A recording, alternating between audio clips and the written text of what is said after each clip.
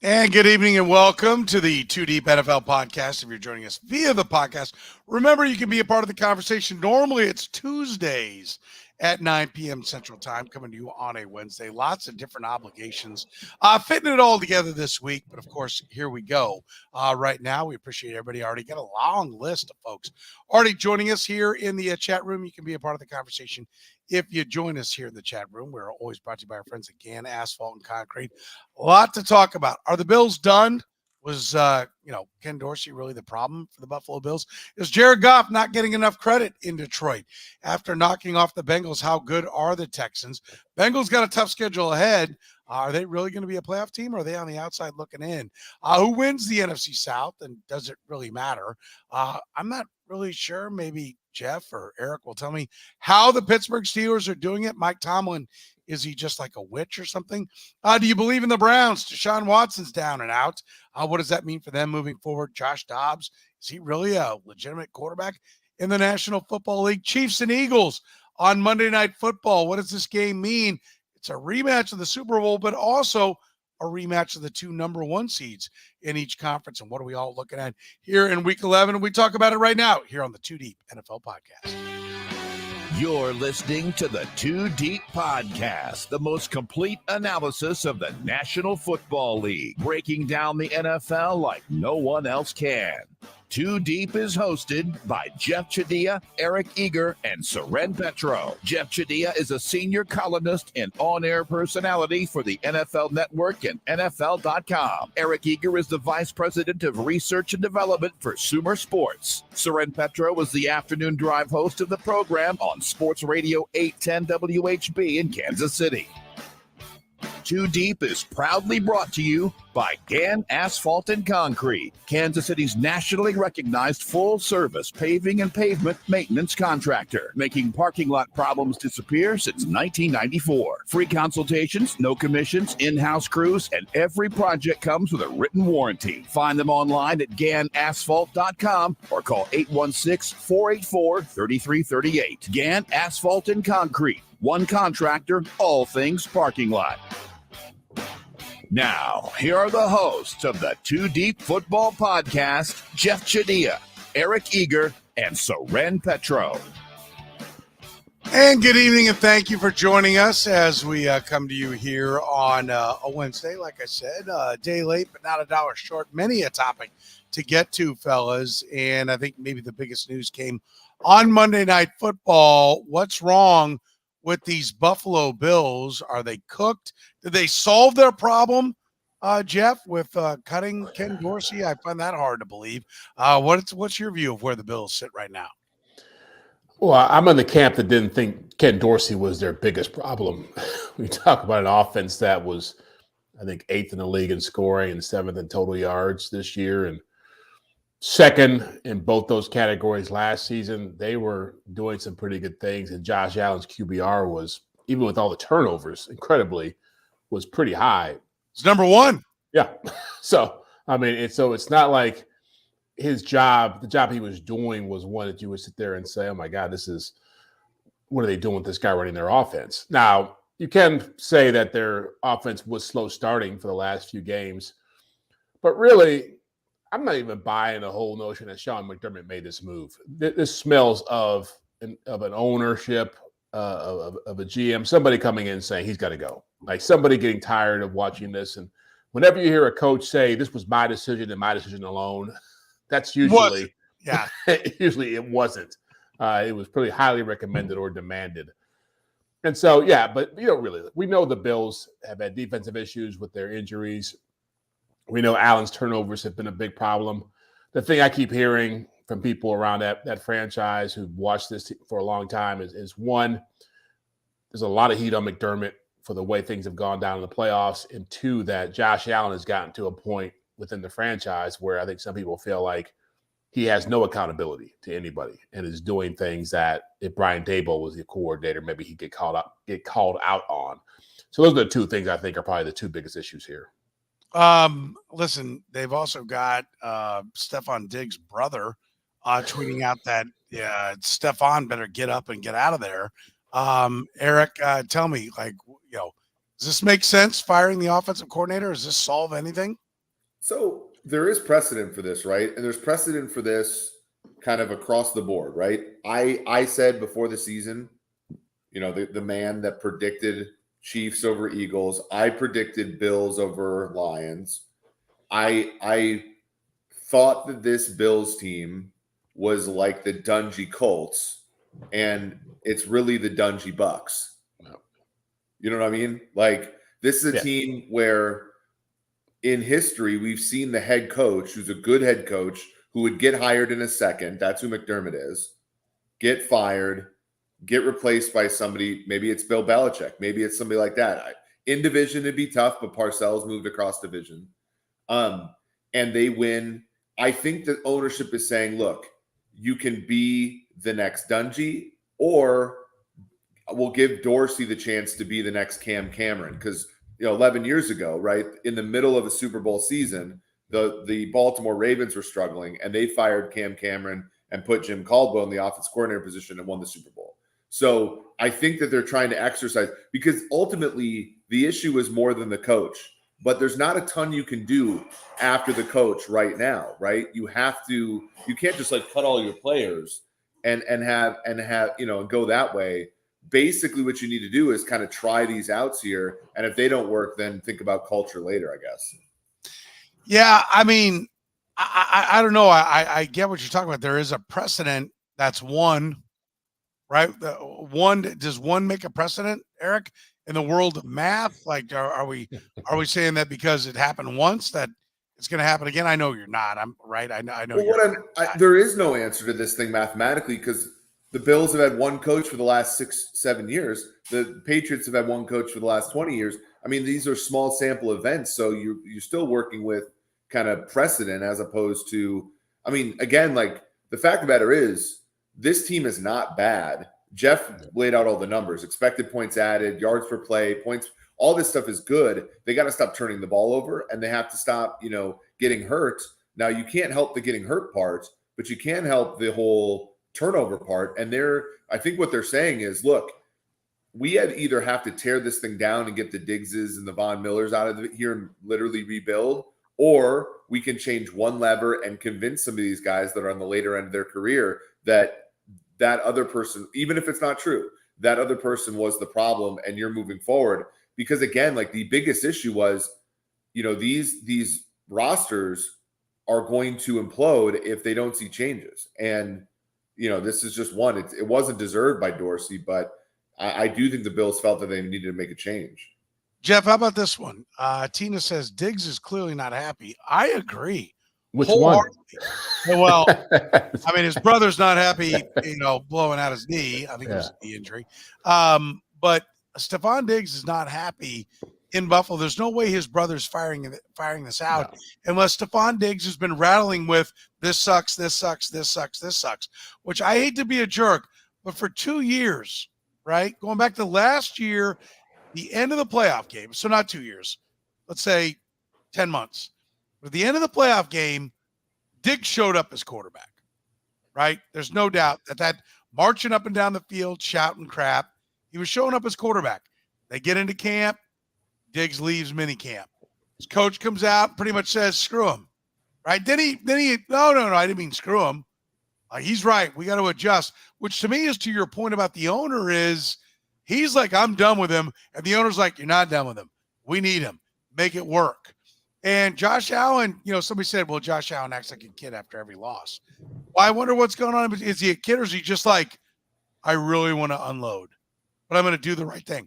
I don't think anybody in the organization can be crapping on the quarterback and have it work. It just doesn't work. No. It's never going to work with Josh Allen and Stephon Diggs. I will make this prediction. I've got math on my side, the field against one team. Stephon Diggs plus Josh Allen will never equal a Super Bowl. That's an interesting take. I mean, you go back and look at the start of their relationship, it was pretty good early on.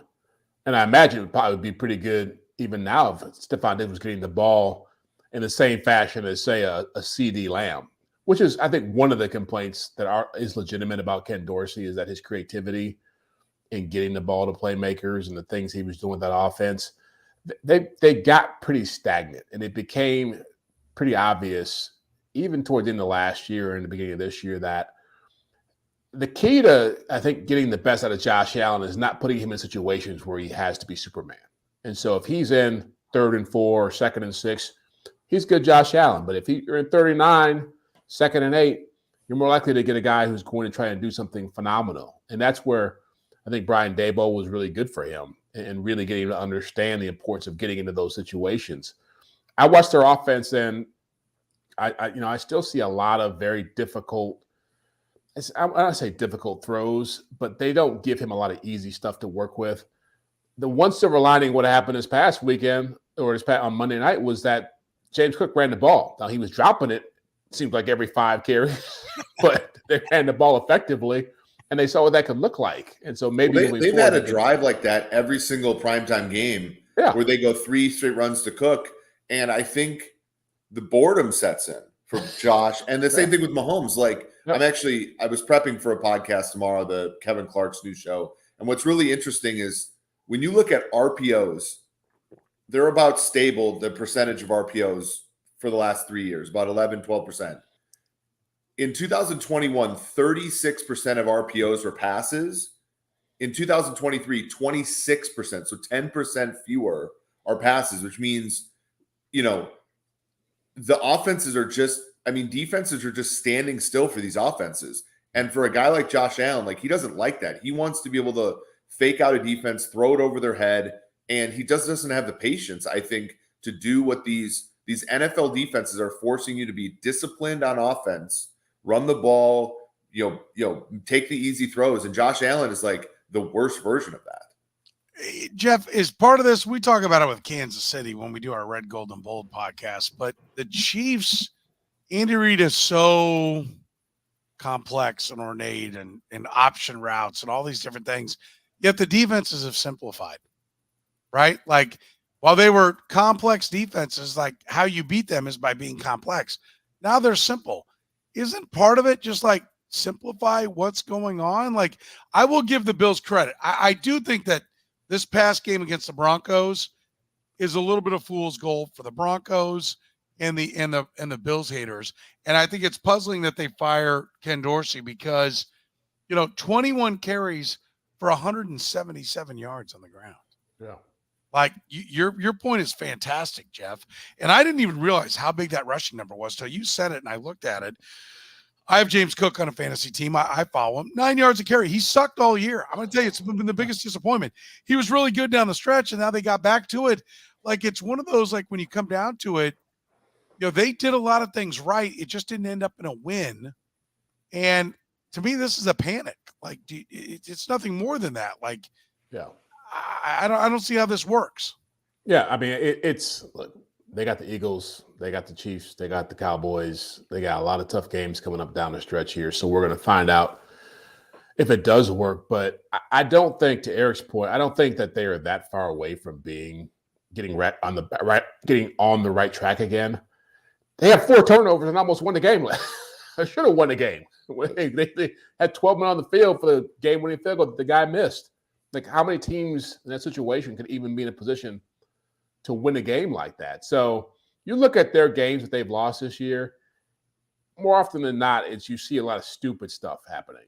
And that's the thing, is that probably McDermott's got to take blame for, whether it's penalties or turnovers, bad turnover, just throwing the football, or just dropping the football. And so I think if they're able to clean that up, they'll be in the hunt down the stretch. They have too much talent, but again, the question of how do you get the most out of Josh Allen? How does this team, as Eric said, avoid being Tony Dungy's Bucks? Which is, I made that comment about McDermott earlier this week on a radio call. He looks a lot like Tony Dungy right now. He can't figure out how to make the most of a star quarterback. But like Dungy, when he took over the Bucks, they were terrible, and he got them to a certain point, right? Bert Emanuel doesn't catch the ball in St. Louis, and like you're getting to conference title games, and it just, you kind of see the dip, and it's just like, until notice Gruden made the playoffs with the Bucks like 3 times, and they didn't make it in 03 or 04. Like, Gruden didn't take that team and like push it for a decade. He took it and pushed it for 1 year. And like, I think when you think about having a team that has, Allen's not necessarily all that young anymore, Diggs isn't either, Miller clearly isn't, et cetera, et cetera. Like, that's part of the calculus too, is like, do we win all in on the last few years? Do we get somebody in here to like kick these guys in the ass for 1 or 2 years and try to get in the Super Bowl window and win? Or are we going to peter out much like a lot of these teams with quarterbacks that make as much as Josh Allen do, right? Is he going to settle in and be a Phillip Rivers, Eli Manning type that like is a good quarterback on veteran money that can never really compete for a Super Bowl after a certain amount of time? Well, that's, I think, what the Bills are facing. Yeah, well, I think Soren makes this point all the time that when you've got really talented young quarterbacks, it's starting to feel more like you're better. They're better equipped to work with guys who are offensive-minded coaches. When you have defensive-minded coaches with guys like Josh Allen, same thing happened with the Chargers with Brandon Staley and Justin Herbert. You start to see this disconnect between how they want to play and how you get the most out of guys like that. Yeah, it's amazing. By the way, I want to highlight this. Gaming Tech Customs, quite a handle. Highlight Eric's tweet on how the league designed to stop Mahomes. It just widened the gap. It's the tweet of the year, and I do agree. I think the Mahomes defense is becoming the defense on the entire league, and Eric was very much out in front of that. By the way, we're brought to you by Gann Asphalt and Concrete, proudly serving the greater Kansas City area. Gann Asphalt and Concrete, nationally recognized full-service paving and pavement maintenance contractor. Parking lot problems, they make them disappear. Been doing it since 1994. Don't risk accidents and liability in your parking lot. Get your parking lot restriped. Get it resurfaced. Get a beautiful, smooth parking lot that makes a great first and last impression with your clients and customers. Find out more online at GannAsphalt.com. Guys, let's turn the corner a little bit here. Is Jared Goff not getting enough credit for the Lions? Dan Campbell's such a big personality, Jeff. He deserves a ton of credit. He's the head coach. But I think most of us will say it was Brady, not Belichick, right? Brady more, Belichick second. It's Mahomes more, Andy Reid second. Yet the Lions, it's Campbell. Does Goff not get enough credit for what's going on there in Detroit? No, he doesn't. But he also hasn't had the kind of moments that some other quarterbacks we've talked about, whether it's Allen or Mahomes or Joe Burrow, have had in their careers. And always, Jared Goff is a victim of having been with two really good coaches, Dan Campbell and Sean McVay, because no one ever gave him credit for what he was doing with the Rams. They pretty much gave him away, dumped him on the Lions, and the Lions have given him a great head coach, a really good head coach, and a really talented offensive coordinator in Ben Johnson, who is going to be a head coach pretty soon here too. And so, sometimes you get saddled with this image, this reputation of being a guy who's manufactured, as opposed to being somebody who's super talented. I mean, people act like he wasn't the first pick in the draft, back in 2016. But I'm a big Jared Goff fan. I'm a big fan of his resilience and the way he's played, and just being around that team and seeing how he is with them. Yeah, they wouldn't be where they are if he wasn't playing there. As great as Dan Campbell's been and Brad Holmes, the GM, he's the guy who's really given that team a lot of maturity and consistency at the most important position. Jared Goff, is he one of the elite? I mean, there's Patrick Mahomes up at the top, but even the guys that you would put, Joe Burrow's sitting around, 5-4, Josh Allen's 5-5. Is Goff deserve to be mentioned in that same, second group underneath Patrick Mahomes, Eric? Second group's maybe a little bit much, and I think that Sunday's game shows kind of exactly the thing with Goff. I, like Jeff, am a big fan of Goff. I think he's got a lot going for him as far as he has moxie. His teammates have always respected him. He's got, no one find somebody who is as confident in life as Jared Goff is off a play action, throwing a crosser. He has certain plays where he's the best quarterback in football. But my issue is what we saw at the very end of that game, where Goff, they get in the field goal range by running a nice schemed up play to Khalif Raymond. It's not it's a yak play. It's all this kind of stuff. And then they get to 4th and 2, and Dan Campbell nuts up and goes for it. And Jared Goff, now it's a completed ball, but he threw it at the ankles of that tight end on that play. And you're like, oh, he can. It's kind of not exactly what those elite guys are, but he can approximate it with good coaching. And I think that that's why so far, because his contract is not all that bad, they got assets with him in that trade. I think it's been good enough. And so I don't think that he would be elite if he played with anybody, but I think that he's elite enough for the Lions to be doing well with him at QB. I think they better get the home field advantage, right? They better play both. They better get the bye week, and they better play 2 games at home, hopefully against a lesser opponent. Let San Francisco and Philadelphia beat each other up, and then just need a good game against one of them to get themselves into the Super Bowl. I think that's a formula. I do like Goff, and I think Goff is a really smart trade. They had a player, I think Matt Stafford wanted out. I don't think they traded him because they thought he's done. He wanted out, and they did a great job. If you have an unhappy player, or a player says he wants out, get rid of him, right? Go back to the Buffalo thing. Stefon Diggs, gone. Let's go. Move on. Everybody's got to be rowing in the same direction. Yeah. And they probably went down a little bit at quarterback. They're all rowing in the same direction. And as you pointed out, Eric, they got really good assets with them. I think that's one of the more underrated trades that's out there, and a more underrated part of why the why the Lions had success. Let's turn to the Bengals. They got a tough schedule ahead, right? We'll get to the Texans in a second, but are the Bengals going to be a playoff team, or does their loss to the Texans signal that they've got real issues, Jeff? Yeah, they'll be a playoff team. I mean, I'm not really concerned about them. They're banged up right now with T. Higgins with that hamstring, and Trey Hendrickson is playing with a hyperextended knee, and Hubbard's banged up. And they've fought through injuries before. Like, they'll find a way to get through it again. The quarterback's too good. They're too experienced. They're a second half team. They come on strong. And I feel like, to be honest with you, I feel like they got a huge break with what happened with the Browns, with Deshaun Watson, because it takes one more player off the table. I don't think Pittsburgh is gonna.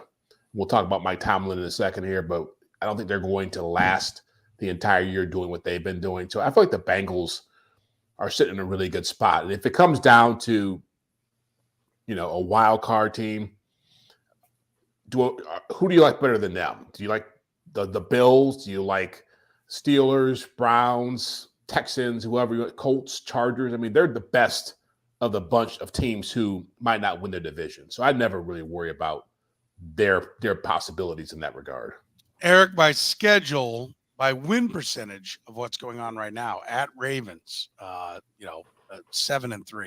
Steelers 6-3, at Jags 6-3, Colts 500, Vikings above 500, Steelers on the road at Chiefs versus Browns. This looks like a hellacious schedule for the Bengals, unless you're not buying that the Steelers are really as good as their record, which we'll talk about, as Jeff said, with Mike Tomlin. What do you think their chances are right now? T. Higgins, by the way, already ruled out this week against the Baltimore Ravens. They got to turn around and play a short week on a Thursday. Is that schedule as salty as it looks? It is. We have it as the 4th hardest schedule. Now, their only relief is the fact that Buffalo, who you just said is competing with them for a wild card spot, has the hardest schedule, and then the Ravens, who are competing with them for the division title, have the 5th hardest schedule. So it's not like they're alone there, but we only give them a 41% chance to make the playoffs, 10% chance to win their division, and a 2% chance to win the Super Bowl. So it's a long shot for them, not the longest shot I've ever seen, but certainly a long shot, and it'll be interesting to see. I thought that they were turning the corner. Houston, I mean, the size of their injury report last week was immense, and still getting kind of beaten up by them, frankly, the whole game was something else. So it's a weird NFL. It's like, other than the Chiefs, anytime you think a team has figured it out, they've kind of surprised you. I'm going to count on Curtis to have done this right. I'm going to look it up to double check and make sure that the numbers are right. I want to look at some of the prop bets. You mentioned 41% chance, Eric, that Sumer Sports, which everybody can check out at sumersports.com, has them to make the playoffs. ESPN, their analytics department, had them at 36% to make the playoffs. And maybe they jumped it to 39 after Deshaun Watson. I think they bumped up 3% when Deshaun Watson went down. Yet if you want to bet them at FanDuel, and I'm looking for this right now real quick because I want to get the updated line. I was told by Curtis, who was looking on FanDuel, that the plan weekend special parlay Super Bowl They are .com / Petro. Yeah, thank you. I appreciate that. But that the playoff odds here, make the playoffs. I'll be there in a second. Cincinnati Bengals playoff odds. You want to bet them to make the playoffs? -144. That is basically a 3-2 favorite to make it. So what doesn't line up there? That's the equivalent of basically a 67%. Let's call it's a little lower than that. So let's call it a 60% likelihood to make it if you want to bet it. Now on the dog side, it's +118, which puts him a little bit more like the 52.34%. What's the difference between your numbers, ESPN's numbers, saying they're probably not going to make it, but if you want to bet them, they're pretty good to make it. Yeah, I mean, we basically have it like they basically have that you need them to have more than what is it, a 46% chance to miss the playoffs. We have it at 59%, so we do like it's a 13% edge if you want to bet it. I mean, for us, it's looking at the composition of the NFL right now. Now we do like Cleveland. You know, we have Cleveland even with Deshaun Watson out as kind of in that top 12 to 15 range. We have to update that on the site, but like this isn't a significant number of the playoff appearances that aren't the Bengals. So I think it's the Bills. I think it's Steelers. I do think it's the Browns. The Browns have a really easy schedule relative to the Bengals and the Ravens. So it really is those things. It's the structure of the league.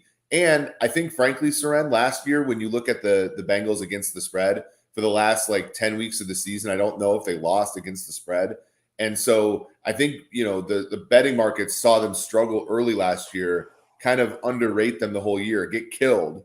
So then when they saw the same thing happen this year, which is they got killed early on, the betting markets, once they saw a sign of life from the Bengals, swung in their direction so that they didn't lose as much on people fading the Bengals like they did last year. I think the Bengals will make the playoffs. Eric, will the Bengals make the playoffs, yes or no? Yeah. I disagree with the numbers a little bit. I think it's probably more like 50-50. So I'll go yes. Jeff, will the Bengals make the playoffs? Yes. Yeah. Because maybe a 10-win team, but they'll make the playoffs. Because nobody does a better job of this than Eric Eager, the NFL's, the football's leading analytics analyst out there. But even Eric, and certainly everyone trailing in his wake, have not figured out how to quantify how much the quarterback means. And Joe Burrow is why they will make it. If they don't, Joe Burrow gets hurt.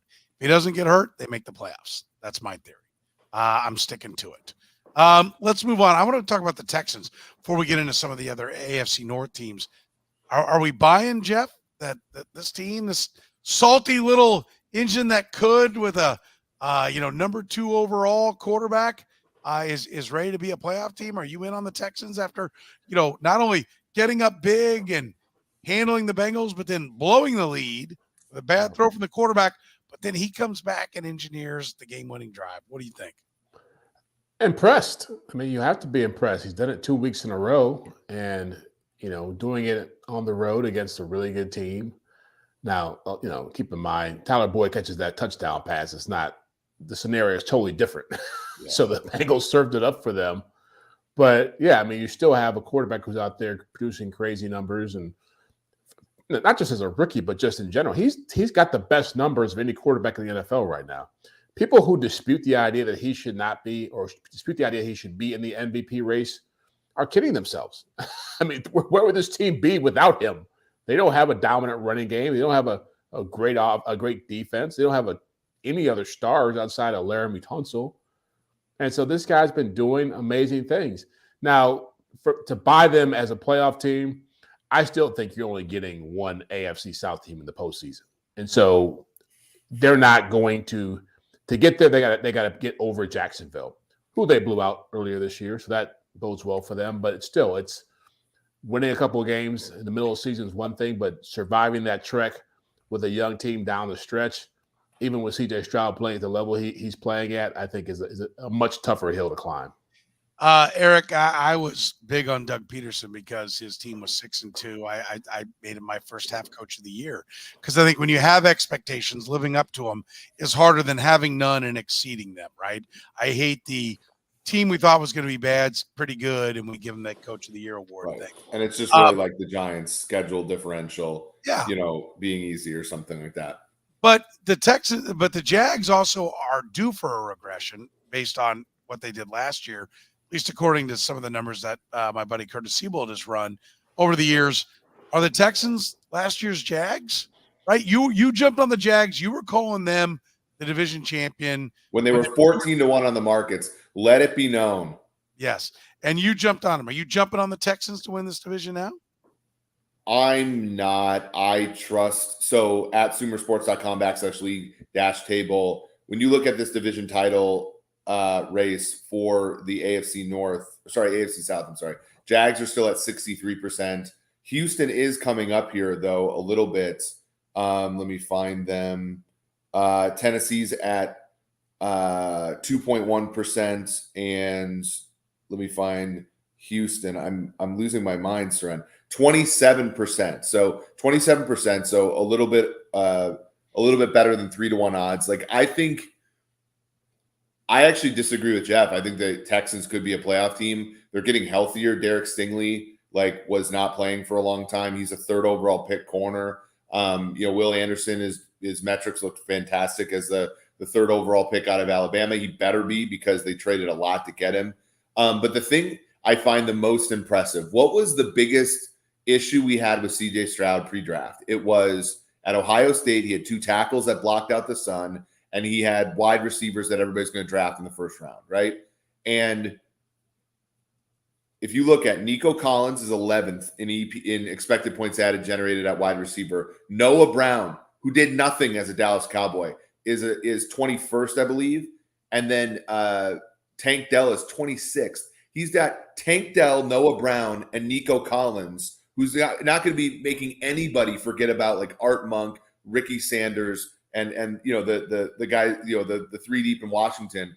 And he's got them performing, though he's answered all the questions we had about him pre-draft in the affirmative. And so I have no choice but to buy into him. I know it's a little weird if you look at his completion percentage among great quarterbacks is the lowest. It's in the low 60s, which means it's a big play offense. But in the NFL, that's a lot different than what we're seeing with guys. We're asking why Josh Allen is struggling so much. Patrick Mahomes is struggling. They're at 68% completion. It's so he's even doing it differently than the other guys, which is a tough, the Bengals just got done shutting down Josh Allen, right? And then they go and face Houston, and it's a totally different game. It's down the field stuff. It's stuff we don't see most of the weeks in NFL football. So I have no choice but to buy into Houston, at least as a playoff team.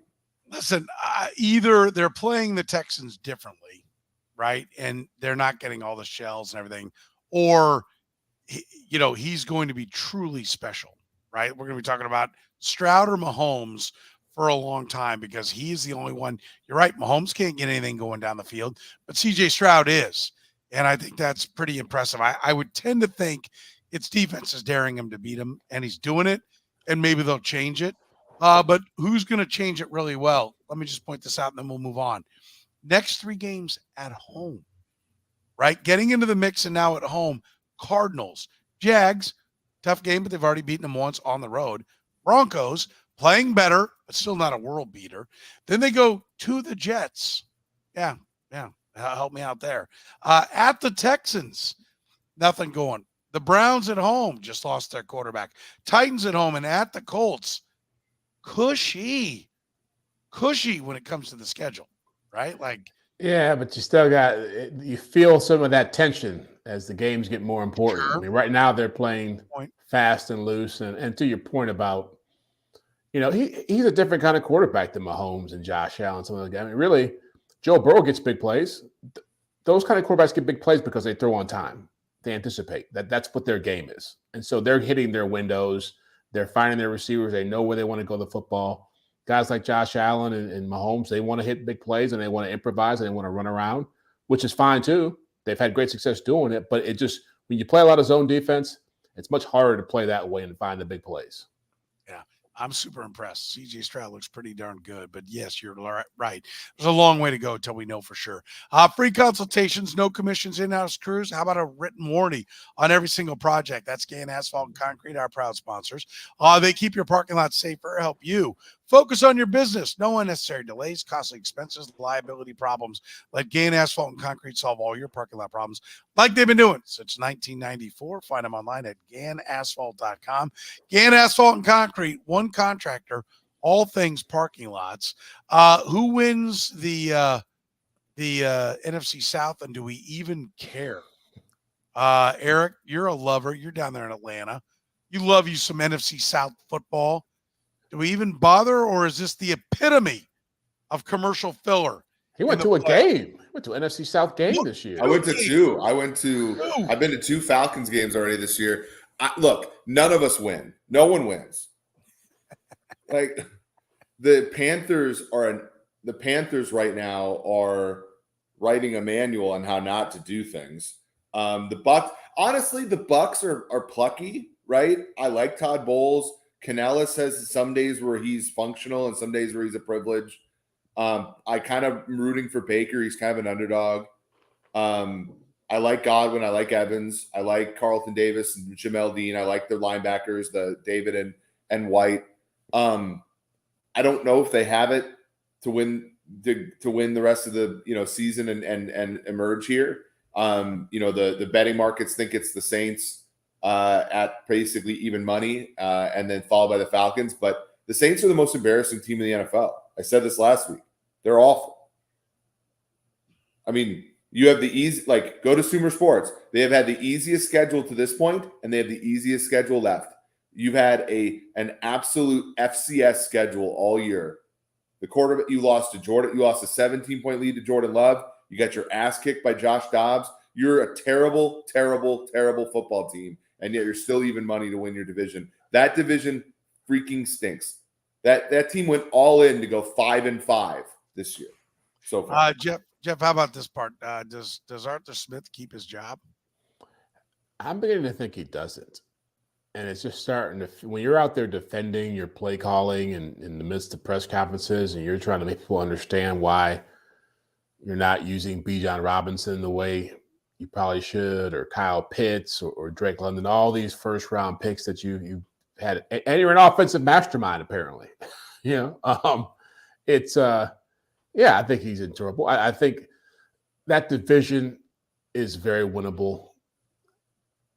I think the owner likes Desmond Ridder, which can complicate things a bit. And I think they want to get Ridder going again. And Smith likes Tyler Heineke, which may lead to his demise too, Smith's demise. But yeah, I think he's certainly in trouble, because if that team ends up being 7-10 again, I just don't see where he's been enough of a inspirational figure to keep him around. I feel like you can probably find somebody else with more creativity and a more willingness to use the players you got than what he's been doing.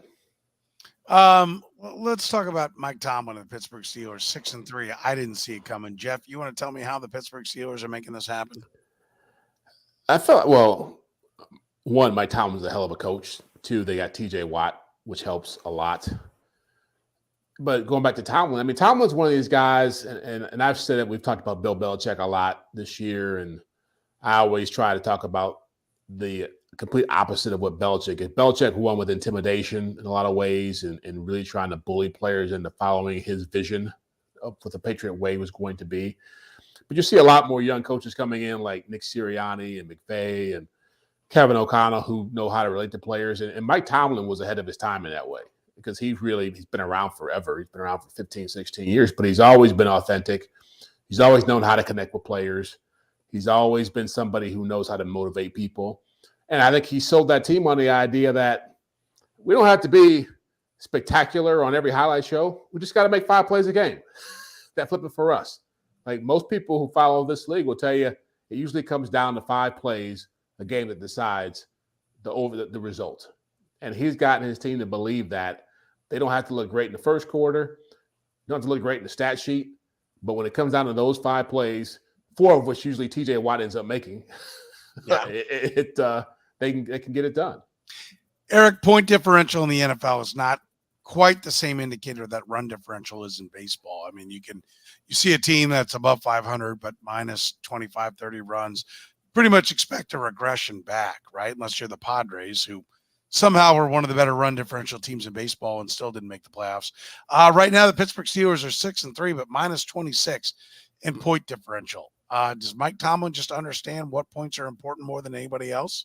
No, and that was the reason I liked the Jags last year when they were 2-6 and had a positive point differential, and like 3-7 and had a positive point differential. Like those things are lagging indicators. Minnesota last year, a negative point differential, 13-4. They're not even favored by more than a field goal against the Giants. Lose that game in the playoffs. Like Steelers, all those years, 2021, 9-7-1, hugely negative point differential. Go and get their ass kicked by the Chiefs in the playoffs. Like, the only team with a negative point differential that's ever won the Super Bowl were the 9-7 Giants in 2011, and that team, their quarterback blacked out for a month. Basically, is what happened that year. So it's. I agree with Jeff that Tomlin has those qualities, and I agree with all the coaches he put in that bucket of coaches who kind of are intangible. And my friend Bruce Gradkowski, who played for Tomlin for all those years, he's like, Eric, you don't even understand how difficult it was to get Antonio Brown to the stadium every single week. That guy deserves a Nobel Peace Prize for having that everybody active every single game. So there's so much that he adds to it, but that doesn't overcome the fact that this is a bad football team. And it doesn't overcome the fact that, like, if a good team plays an average game, they'll almost never beat that team. It's got to be like the Ravens fumbling a punt and having a safety and all this kind of stuff. And that can happen. That just can't happen 4 times in a row in the playoffs. And they don't have the goods if it doesn't happen that way. Yeah. I love Mike Tomlin. I mean, I don't know. I wouldn't put anything past him. Do we love the Cleveland Browns at 6-3, Jeff? I mean, they get a giant win and then immediately lose their quarterback. The analytics, which we'll talk about with Eric, says it's 3, 4, 5, 6% is all that matters. I don't know. I like me some Cleveland Browns because the defense was getting a playmaker back at quarterback. Where do you sit on the Browns now? They're done. They can make life hard for some other teams, and they'll probably win a few more games, but they're not a playoff team anymore. It's just they need the quarterback to play at the level he was playing at in the second half against the Ravens, or at least to be capable of that. And, P.J. Walker is serviceable. I'm surprised they're going with Dorian Thompson-Robinson because he didn't look very good when he started his first game for this team. But it's, you can only out defense people for so long, and especially in this conference. If they were in the NFC, I would give them a puncher's chance. But in this conference, I just think they'll get swallowed up. They'll turn the ball over too much. They found a way to patch together a run game without Nick Chubb, but it's too much to ask of them to. They're going to need about 20 points a game, and I don't think that they can get that from who they got playing quarterback now. Schedule coming up. Eric, Steelers at home, at Broncos, at Rams, Jags, Bears, at Texans, Jets, at Bengals.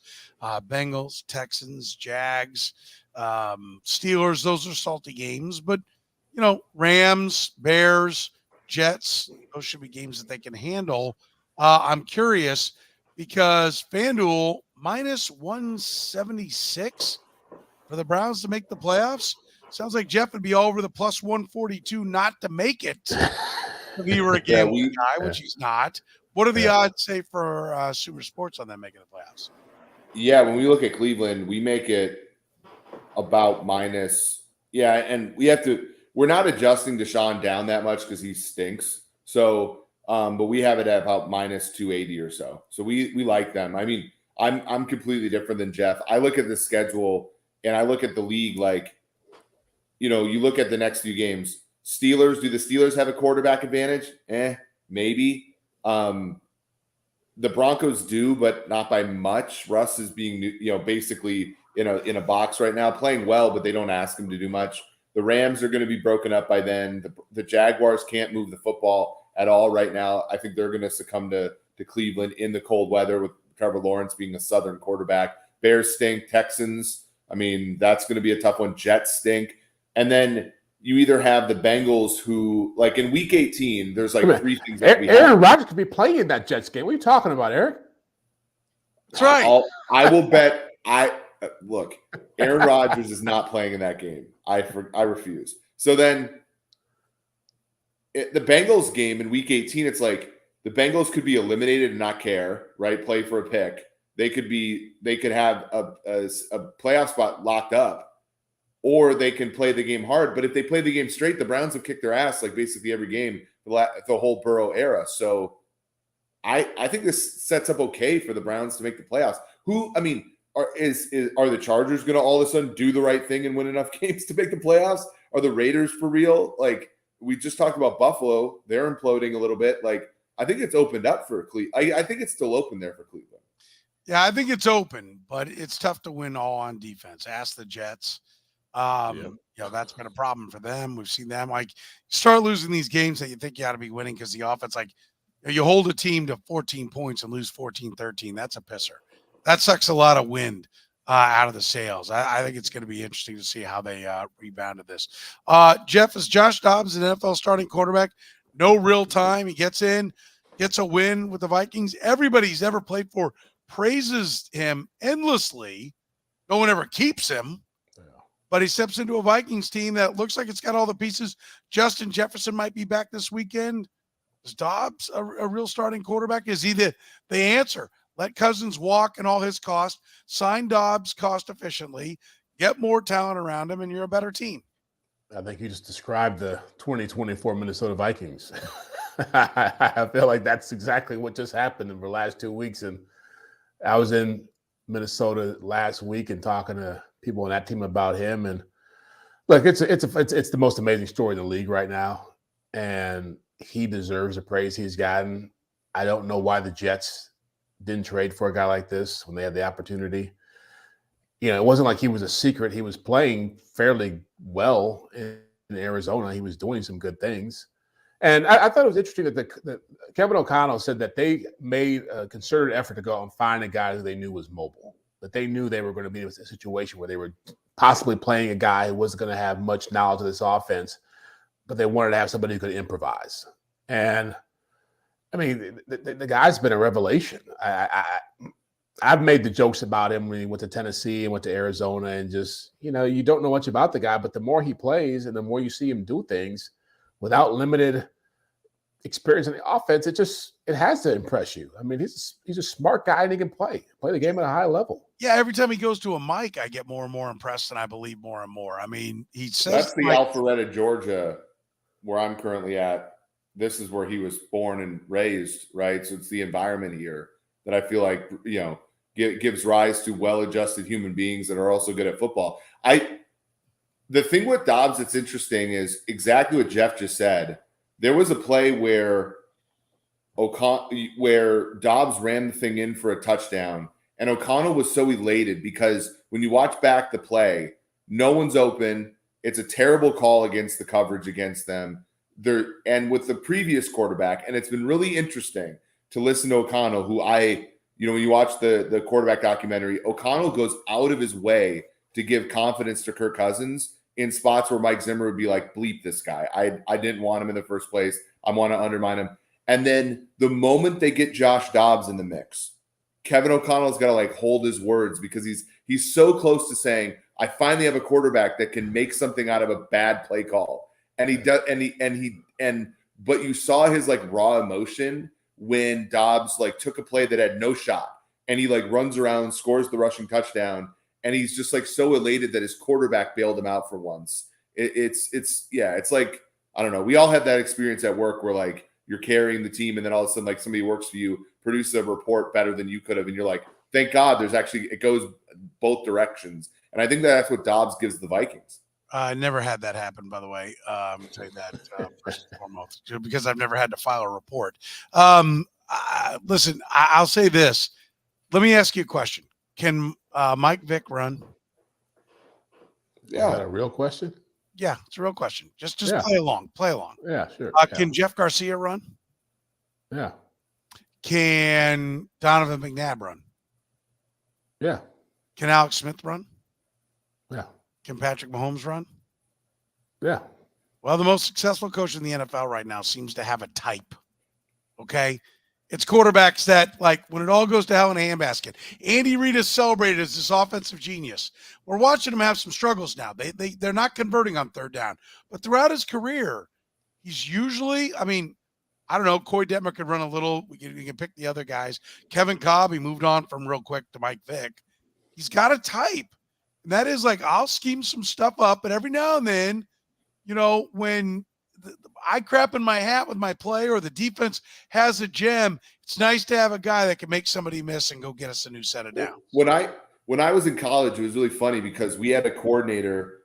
We had an offensive coordinator. We had 4 different ones in 4 years. So this was my last year, and he was not particularly good. And I remember the only reason I remember the story is because my alma mater's quarterback just got Conference Player of the Year. It was the last time since my senior year that somebody had done that.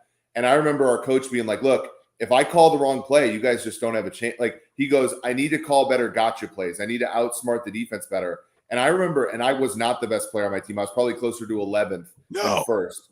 No. And I got up and I said, are you kidding me? We have an all-conference right tackle. We have this wide receiver that's and back in Minnesota, you didn't have that many.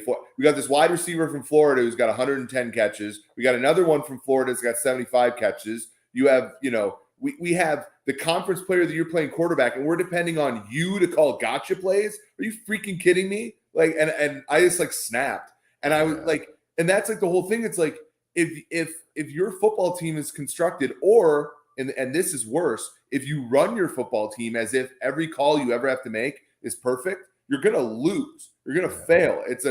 And so that is always why Andy Reid has been persistent forever. It's like he never requires himself to be perfect. He builds in structures and players that can actually capitalize on plays that don't have perfection. Soren, could you see that coach? Next 3 games, Eric Eager, 0 targets. DNP, coach. That's right. I was lucky because I was those Florida receivers are getting the ball all the time now. My grade was like 30% higher than any other type. So it was like, and I had like 2 games left in the season. I was like, forget this. I'm just gonna let it ride. They can't play without me, and I only have a few games left, so I let it go. But yeah, it was funny because that's like exactly how it is sometimes, right? Like you shouldn't have to call a perfect play. You should be able to have players who can make plays when you're not on your game. I think Andy Reid understands that he can call a lot of really good plays, but it's still about the players, right? I think it's amazing how many coaches forget that it's still about the players. It's Jimmy's and Joe's before it's X's and O's. And the X's and O's are great, but if you don't have any players, it's not going to work. Chiefs Eagles this week. It's the rematch of the Super Bowl. It's the 2-1 seeds in the conferences. What does this game mean, Jeff? I think it's a chance to really see or get a better feel what both teams are. Not to really see, but we got a sense. But I think you get a better sense after a game like this. Prime time, both teams have been the best in their respective conferences. But it's also, again, it's an intriguing matchup because the Eagles, a lot of offense, a lot of firepower, but then the defensive, especially the secondary, is kind of inconsistent. And then the Chiefs, great defense, first great defense in the Mahomes era, and the offense is inconsistent. And so you're really trying to figure out what both teams are going to do coming off, how they're going to adjust coming off buys, what kind of game you're going to get from the quarterbacks. And I think it's an evenly matched game. It's going to be a fun game, but I don't know if it's going to be 14-13 or 35-31. I just have no idea. What's it mean for the overall scheme of this season, Eric? I mean, it's a lot, right? I mean, for one, the interesting part, just to get back on the offensive thing, is the Super Bowl, the total in the betting markets is 51. It's 46 right now. So you just think about that matchup being 5 points weaker than in the Super Bowl is interesting. But yeah, I mean, this one, if the Eagles were to lose and the Lions were to win this week against Chicago at home, the Eagles would only be a game up in the 1 seed against the Lions and the 49ers, assuming the 49ers win. So this is a big game for the Eagles. And obviously for the Chiefs, you think about how vulnerable Cincinnati and or Baltimore are playing tomorrow night. You look at, the Jaguars just lost, the Bills and Dolphins, they lost their last game. if Kansas City can win this game, you're talking about distance between them and the rest of the AFC. So it's a humongous game. And it's a litmus test for what the Chiefs want to do because, this is, they're second to last in EPA allowed in the run game, but they're a terrific pass defense. So do the Eagles simply just try to, challenge them with the run game, or are the Chiefs going to sort of play the run and put their corners, who have been impressive all season, on an island against a guy like A.J. Brown, who's second in the NFL in receiving? I wonder if it comes in low scoring. Is it because both these teams are like, dude, we're the class of our conference. We're going to see these guys. It's going to be in the Super Bowl. We're not putting anything on tape. Or do they look at it like losing this game doesn't really matter because it doesn't factor into any of the tiebreakers, especially for the Eagles, who are at 8-1. Balls to the wall. Let's let it all air out. Let's go. And we get a big shootout. I'm kind of intrigued. Like, over or under, whatever the number is. High scoring or low scoring, Jeff? What do you think it is? What's the number? What's the over? 46. 46. I think it goes under. Just because I think the Eagles try to possess the ball a lot and run it a lot and try to do what the Broncos did. And when they beat the Chiefs, try to overpower them at the line of scrimmage. Okay. Eric, over or under? I think it goes over, but I think it's like the Chargers game where it's just barely over. Yeah, I just think that both offenses are pretty good. And I think Kansas City, off of a bye against Andy Reid's old team, that's the other one that's pretty interesting where you talk about his record there. I just think it's going to be, I just think you're going to get a lot from the Chiefs, and then I think you're going to get a lot from the Eagles because Jalen Hurts has improved as a passer in some ways this year, especially to A.J. Brown.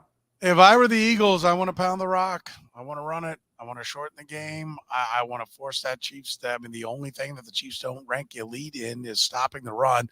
I think they're better than their ranking, but I would assume if you want to win the game, which I think every coach does, you pound the rock, which would drag the score down. I think it'll be interesting to see what happens. Somebody pop a big play. I think if somebody gets a score quick and early, it's on. If it grinds early, it'll grind the whole way. That's what I think happens in this one. All right, let's talk about what we're looking for here in Week 11, Jeff. A lot of great games. Bengals, Ravens, Steelers, Browns. We've got we mentioned the Chiefs and Eagles. Raiders, Dolphins has become a big game. The Bills and Jets is actually a meaningful game in that division. Broncos, Vikings. Broncos are trying to get back into this. Big weekend of football. What are you looking for? Bills, Jets for me. You take away your offensive coordinator the week you're playing one of the better defenses in the league. If the Bills fall below 500, that's a huge storyline. If the Jets lose 3 straight games, I think Aaron Rodgers is probably thinking, I'm looking at next year. So I'm going to go with that one. All right. Eric? Vikings Broncos. I mean, that game in the betting markets, that would be a game where you'd fade both teams, right? Because the Broncos are coming off of a kind of a flimsy win, as you said, on Monday night, and the Vikings, as great as we praise Josh Dobbs, and Dobbs has been phenomenal for Minnesota, but like overall, Josh Dobbs' like passing efficiency numbers are terrible in the NFL, and so at some point it's got to crash down. The funny thing is they're playing each other, so we get to see which team regresses faster. Dolphins Raiders is a great game. I love that. Let's see if the Raiders are for real. Go down to Miami, and I don't even know that you got to win. Just show up and point spread in that game's like 14. I know. Like nobody counts the Raiders as anything. Still not a team with a winning record for the Dolphins to beat, but I actually think Cardinals Texans is intriguing because Kyler Murray's back for the Cardinals, and if the Texans want to be something, right? This is a game you're supposed to win, but it's a tougher game than what the records say. So are you ready to step up and handle business? Dick Vermeil had a slogan on his wall that said, keep losing teams losing. Here's your chance, Texans. A losing team's coming in. They're getting a jolt, but can you keep a losing team losing? I like that. Listen, I love all the great games, but I think there's a lot to be learned from that game as well. It's a lot to be learned from calling Gann Asphalt and Concrete. Like, number one, they'll take care of all your parking lot problems. Parking lot problems are not a problem if you know Gann Asphalt and Concrete. They've been solving them since 1994 with a written warning on every project. Why would you call anybody else? Gann Asphalt and Concrete, online at gannasphalt.com. That's gannasphalt.com.